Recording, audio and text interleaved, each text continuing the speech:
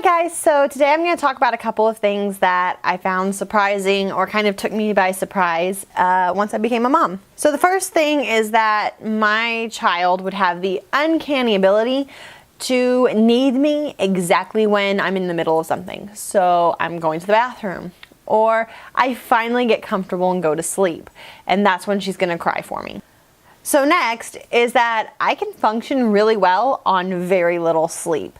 I'm actually able to get a lot done, run errands, stay awake for ridiculously long amounts of time while watching over my child. Okay, so next is that I do not do well. I do horribly with the little amounts of sleep. I have such a hard time remembering words that I have always known. I have a fairly extensive vocabulary compared to a lot of people that I grew up around, and I can't remember a lot of the words, simple words, and I tend to be very forgetful, and that's all from the lack of sleep. Another thing that I found surprising is I knew that my baby crying would be hard on me or would upset me. What I didn't realize is that it would be physically painful, like an aching in my chest when she's screaming and crying. Babies have a knack for spitting up all over you when you no longer have the ability to change. I figured, of course babies spit up, but no, whenever it's the last shirt, the third change of the day, you get somewhere and you don't have another change of clothes, that's when your kid's gonna spit up on you. And I'm not talking a little bit of spit up where you're like, that's good, no one will notice. I'm talking about everyone looking at you going, why is that woman still wearing that shirt? Another thing that surprised me is that I'm obsessed, like a 3-year-old, about bodily functions. I'm a fairly mature person most days. However, when it comes to my baby and pooping and farting, it's hilarious.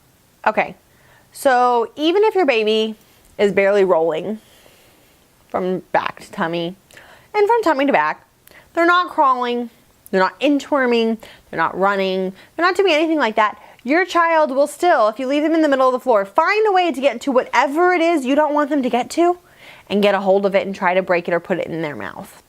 My phone, keys, whatever it is you don't want them to get a hold of at that time, that's what they're going to get a hold of.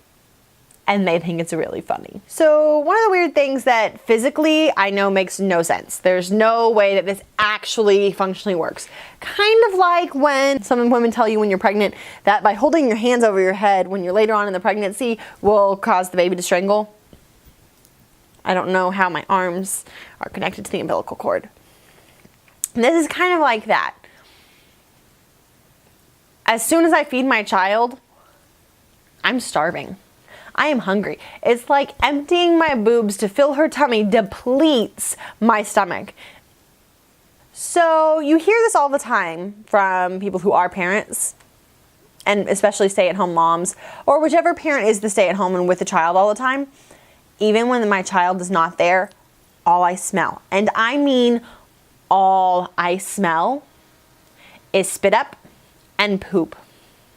Now I know the difference between when there's a poopy diaper and not a poopy diaper, but I always smell the poopy diaper. Babies also tend to have a knack of wanting to cuddle with you and stay awake and not sleep exactly when they're supposed to be asleep. So when your baby's fighting sleep, staying awake, and you finally get them in the car, because that's always put them down and sleep before. It's a great tool. They don't fall asleep. And they start talking and looking out the window and playing with you and not sleeping. It makes for some very long days. So those are just some things that I found as a new mom are a little surprising. Maybe you found them too. Maybe you had a different experience. Let me know. Tell me below in the comments. And as always, if you like this, please subscribe.